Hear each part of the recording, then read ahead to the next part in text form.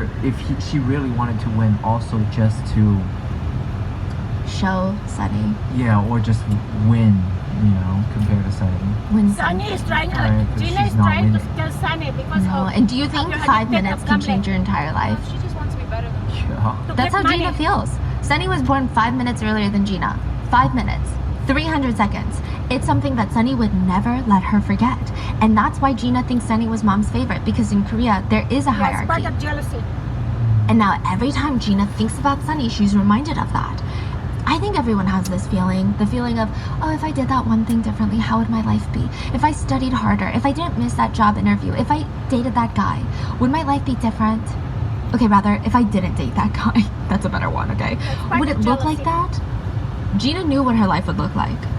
Because us, we could sit here and wonder, but it's literally an imagination. Gina knows exactly what her life would look like if it was better. She could just go on Facebook and see Sunny living her better life. It's watching her parallel universe self living the fantastic life, and she's not there. And technically, she could be. She could have that life. I mean, why not? She has the same DNA as her, the same face, the same everything. I mean, she's technically entitled to that life. The only problem is, there can only be one Sunny Han. And Gina would do anything to be her. 19-year-old Helen is sitting on the couch debating. She's completely frozen and she's thinking, do I just sit here and act like I didn't hear that? Or do I go investigate? So annoying. She decides to get up to investigate. She walks towards the front door of the apartment unit. There's a small side window right next to it.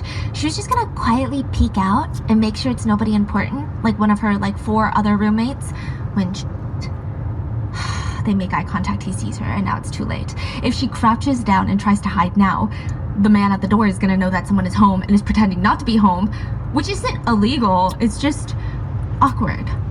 Helen makes a split-second choice to just open the door a crack. I mean, she already dealt with him earlier, the boy selling magazines, which is kind of strange.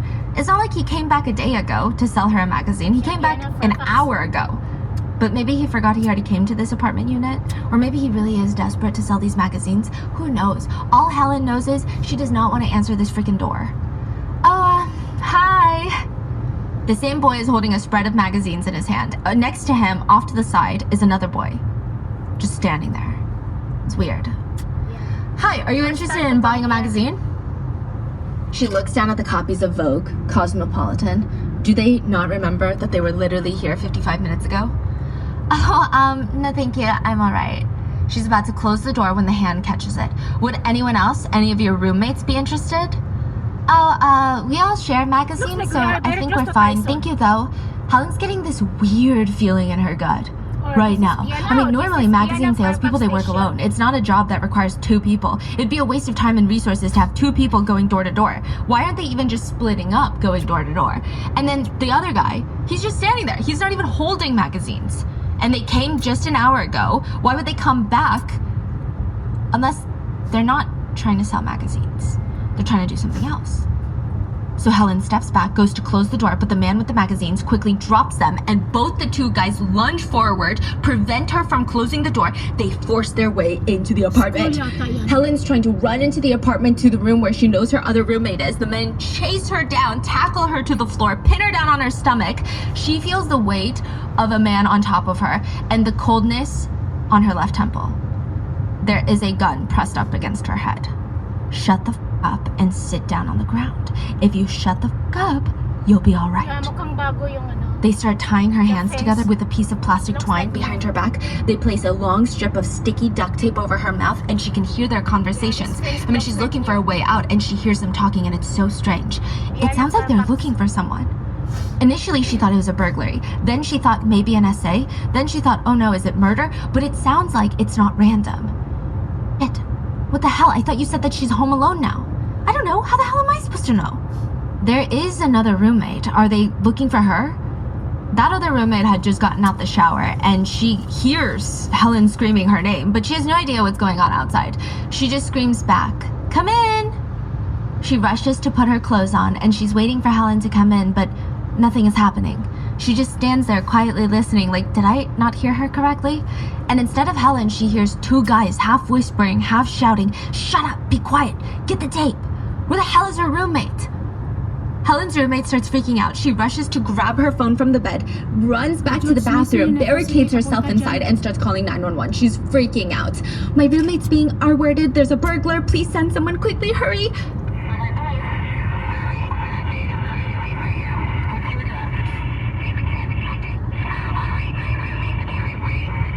She quickly turns off her phone so that they can't see that she called 911, and she cuts it so close. Her phone screen just turned black when the door to the bathroom slams open. Did you fucking call someone? Answer the question right now. Did you fucking call someone? There's 2 men that she does not recognize, and she's begging them, no, I just hung up on my friend, please no. They throw her onto the ground, tie her arms back together, duct tape her head multiple times, and she's pleading with them, please, can you just please leave my nose unwrapped so I can breathe, please? Helen manages to get her hands loose from the twine while the guys are working up tying her roommate. It's her chance. She makes a run for it. She books it to the door, but one of the guys runs after her, tackles her to the ground. I should shoot you for that. They grab her arm and drag her back into her roommate's room. And at first, the guys place both the girls on the bed, lying face down, side by side. But very quickly, they decide to change direction. They throw both of them in the bathtub, sitting next to each other, side by side. Both Helen and the roommate are rocking back and forth in fear, shaking. I mean, when they were on the bed, the implication was clear. The motive of the crime is SA. But when they're placed in the bathtub, why would you do that? Unless you have plans to try and facilitate an easy cleanup for murder, for blood. And they're sobbing. They're trying to comfort each other when one of the guys turns to the other one and says, go tell Gina they're ready. Helen's roommate freezes. Gina Hahn? Her twin sister? There's no way. Her own twin sister would never. But also, it's impossible. Because Gina Hahn is supposed to be in jail. The Hahn parents did notice some odd things about their kids when they were young. They didn't know that there was a word for it. Well, 2 words. It's called twinning reaction. Even when the 2 girls were separated as children after the parents divorced, when one of them would get sick with no contact or conversation with the other one, or it's not even that there's something going around in the schools, the other one would just get sick too. Even when they're living apart. Neither knows that the other one is sick, which has sometimes resulted in some twins expressing that connection in some very dark, twisted ways.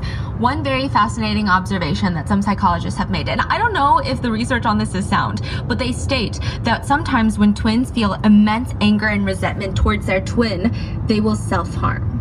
Their desire for violence starts with their twin, but then it starts meshing in their minds as violence towards themselves because they feel like they have a shared identity. So they sometimes take out that violence that they feel for their twin on their own bodies. It might also have to do with the fact, the idea, that when one twin is in pain, the other one feels it. This was supposed to be the second day that Sunny is testifying on the stand against her twin sister, Gina Hahn, for conspiring to murder her.